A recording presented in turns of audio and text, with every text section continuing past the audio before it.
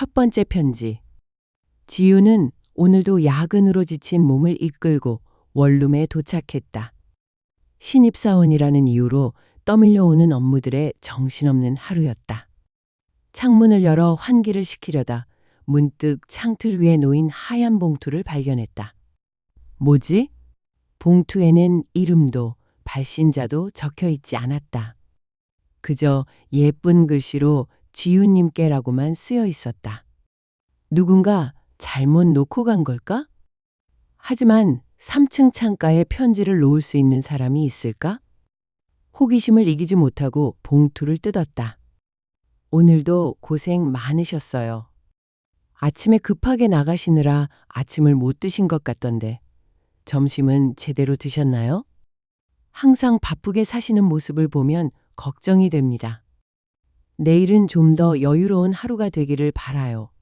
지우의 심장이 두근거리기 시작했다. 아침을 걸은 것도 점심을 대충 때운 것도 사실이었다. 누군가 자신을 지켜보고 있다는 생각에 오싹함과 동시에 묘한 설렘이 밀려왔다. 두 번째 편지. 다음 날, 지우는 일부러 늦은 시간에 귀가했다. 창가를 확인하고 싶은 마음과 무서운 마음이 교차했다. 역시나 어제와 같은 자리에 하얀 봉투가 놓여 있었다. 어제 편지를 읽어주셔서 감사해요. 오늘은 회사에서 힘든 일이 있으셨죠?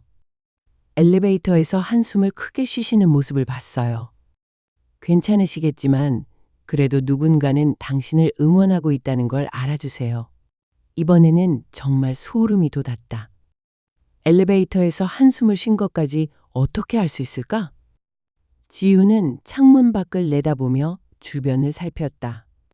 맞은편 건물, 아래쪽 상가들. 어디선가 누군가 자신을 지켜보고 있을 것이다. 그날 밤 지우는 쉽게 잠들지 못했다. 세 번째 편지. 사흘째 되는 날, 지우는 평소보다 일찍 퇴근했다. 편지가 언제 놓이는지 확인하고 싶었던 것이다. 하지만 저녁 7시에 확인해도 8시에 확인해도 편지는 없었다. 밤 10시가 넘어서야 익숙한 하얀 봉투가 놓여 있었다. 일찍 오셨네요. 평소보다 2시간이나 빨라요. 혹시 편지 때문인가요? 제가 부담을 드린 건 아닐까 걱정됩니다. 하지만 이렇게라도 당신과 소통할 수 있어서 행복해요. 오늘은 편의점에서 샐러드를 사 드시던데 몸매 관리하시는 건가요? 늘 예쁘신데 더 예뻐지시려나 봐요. 이제는 확실했다. 누군가 정말로 자신을 관찰하고 있다는 것을. 편의점에서의 행동까지 모두 파악하고 있다니. 지우는 무서움보다 궁금증이 더 컸다. 도대체 누구일까? 네 번째 편지. 나흘째, 지우는 의도적으로 다른 행동을 해보기로 했다. 평소와 다른 길로 출근하고 다른 편의점에서 장을 보고 다른 시간에 귀가했다.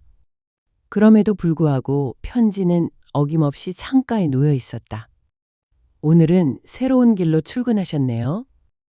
변화를 시도하시는 모습이 멋져요. 그런데 혹시 제 편지 때문에 불안해하시는 건 아닌가요? 저는 당신을 해하려는 마음은 전혀 없어요. 단지 혼자 사는 당신이 너무 외로워 보여서 이런 방식으로라도 위로해드리고 싶었어요. 편지의 톤이 조금 달라졌다.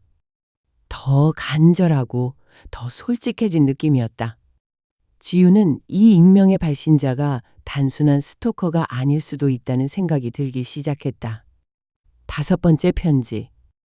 닷새째, 지우는 용기를 내어 창가에 답장을 놓기로 했다.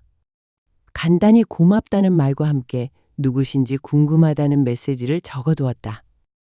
다음 날 아침, 자신의 편지는 사라져 있었고 새로운 편지가 그 자리에 있었다. 답장을 주셔서 정말 기뻐요.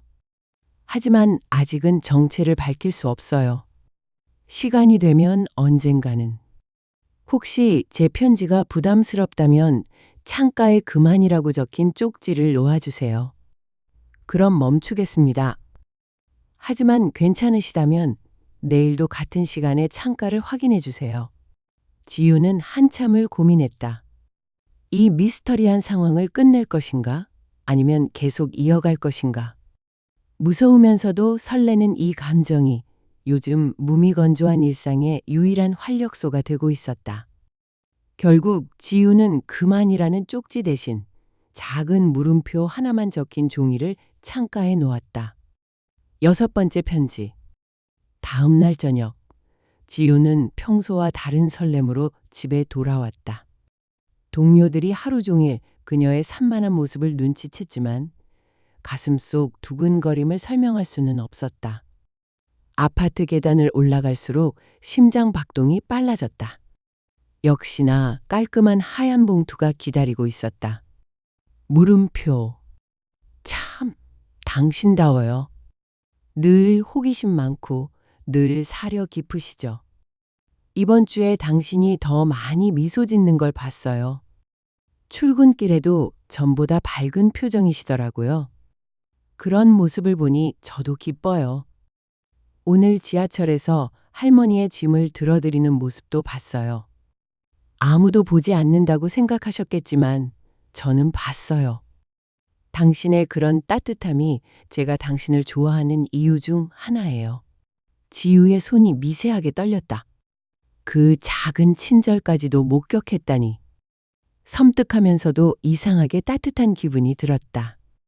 자신이 무의미하다고 생각했던 작은 순간들을 누군가 소중히 지켜보고 있다는 사실이.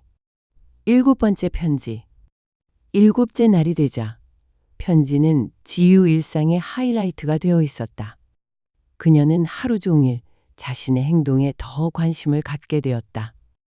익명의 관찰자가 다음 메시지에서 어떤 세세한 부분을 언급할지 궁금해하면서 요즘 자신을 더 잘 챙기고 계시는군요.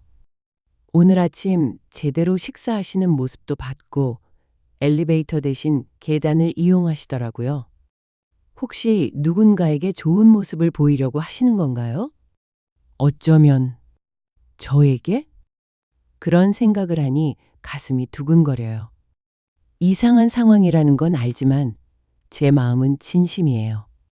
당신은 제 하루의 의미를 부여해주는 소중한 존재가 되었어요.